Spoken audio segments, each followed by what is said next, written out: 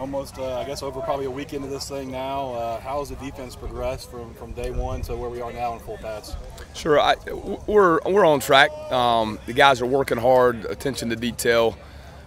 Just like any training camp at this time, we've got a lot of installs going in every day, so nothing's perfect. We're trying to install things, come back, really correct them, and hone in on the nuances of the techniques they're playing and things of that nature. But I've been pleased, overall with their effort, their attention to detail, their focus. They're hungry to get better, and if we'll just keep doing that, I think we'll keep improving through training camp and hopefully all the way to that last ball game. This is the side of the ball that was pretty heralded in the offseason come in.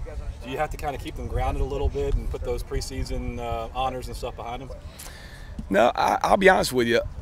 These guys have done a great job with leading the unit themselves, and we're not perfect, but the players have done a good job of setting the tone, and we've had to make sure that we emphasize the things that we believe from a culture standpoint are really important, and they're doing a good job of listening to their coaching and working hard to get better. So I've been really pleased with that. The past couple of years, the Troy defense has been known for sacks and tackles for loss, and getting in the backfield and turnovers. Does your style kind of facilitate that, or is there a different kind of approach? I hope so, but no, we've got some really good football players, I think is what it comes down to, that are talented, that are dedicated, that are learning their techniques and working hard to perfect those techniques, and any success we have will be due to the fact that we've got some talented players. We're working hard to try to coach them up to do things well with what we're doing, but at the end of the day, those guys are getting out there and making the plays and getting it done. I've been really pleased and happy. Any areas of positive surprise that maybe you've seen over the first 5 or 6 days? I think that we're adding some depth. I think that's been the most encouraging thing. I think there's certain guys on our team, like you alluded to, with some of the veteran guys and leadership, and some of the guys that have gotten some of the accolades preseason and whatnot that you know about. But we've got some young guys that are really coming on. We've got maybe some guys that are veterans that maybe haven't had a significant role in the past that are making progress. And ultimately we want to get a solid 2 deep. And we always tell the guys, if you're in the 2 deep, that means you're getting reps. And you're getting a lot of reps and you're continuing to get better. So we want to develop that depth, and I think that's been the most pleasing thing from a coaching standpoint is our guys are getting better and pushing the guys that are in front of them. Speaking of putting the 2 deep together and reps and things like that, when do you kind of shift out of camp mode and kind of isolate those reps down to those guys? Sure. We'll finish, we got a scrimmage this Saturday. We'll have another kind of week of preseason camp, even though school's starting.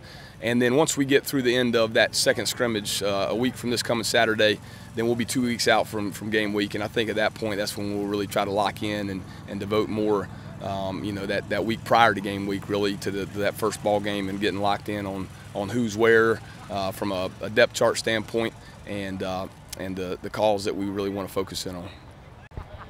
KJ, first day in full pads, and they kind of threw a wrinkle to you guys, moving it up because possibility of weather, but looks like the defense responded today. Oh, yeah. I mean, just the ability to adapt, that's our big key for this year anyway.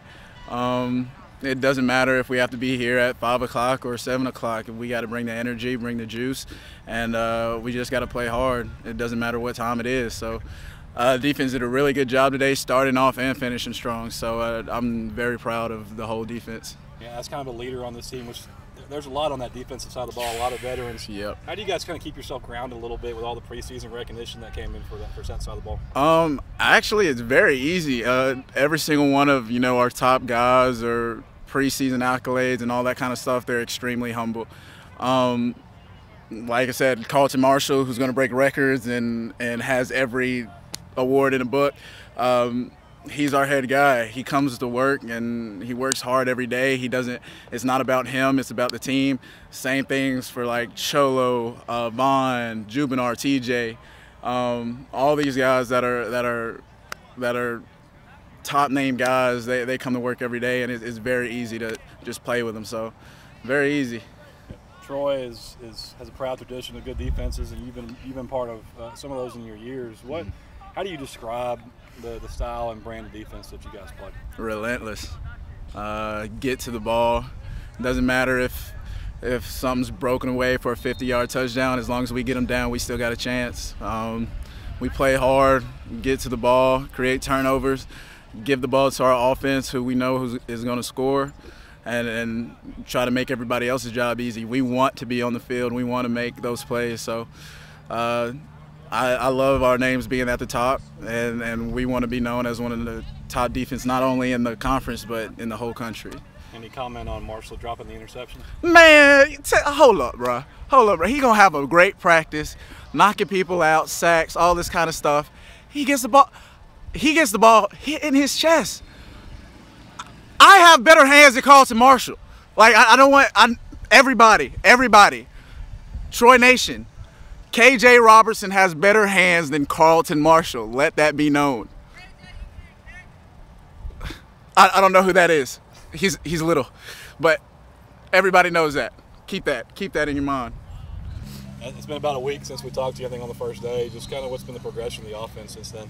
I think the past 3 or 4 days after have been really good. Today we put some new stuff in, and we kind of feel like we took a step back, but we'll come back Thursday, a little day off tomorrow, recover, and then Thursday we should be back at it, and we'll get better Thursday. Coach kind of challenged for some people to step up and be a leader in that room. Is that something that you see yourself as? Yeah, I think so. I mean, I got to step up, and like he said, when the train's coming down the tracks, you got to step in front of it and say, "Whoa!" and let's turn it around. When it's going down, let's turn it around. So we gotta have a few people step up on offense in every position group, and we got to get things turned around. I know you don't make excuses. You're not a guy that never have in your career, but when you step back and look, how much do you attribute maybe some of the offensive struggles today to what the guys on the other side of the ball were doing? I think so, but I think we also made some mistakes. I know myself, I made plenty of mistakes today, so we're going to clean that up and hopefully go into Thursday, and I think we're scrimmaging on Saturday, so we'll be ready. Coach has made some comments about your off-season work, and you've gotten stronger and put in a lot of work this off-season. Can you touch on that a little bit? I've been with Coach Wood in the weight room this off-season, and I've been working really hard. I've probably worked harder this summer than I have my whole career here, and Coach Summerall and Coach Craddock challenged me to that, and I stepped up to it, and just been working hard. So.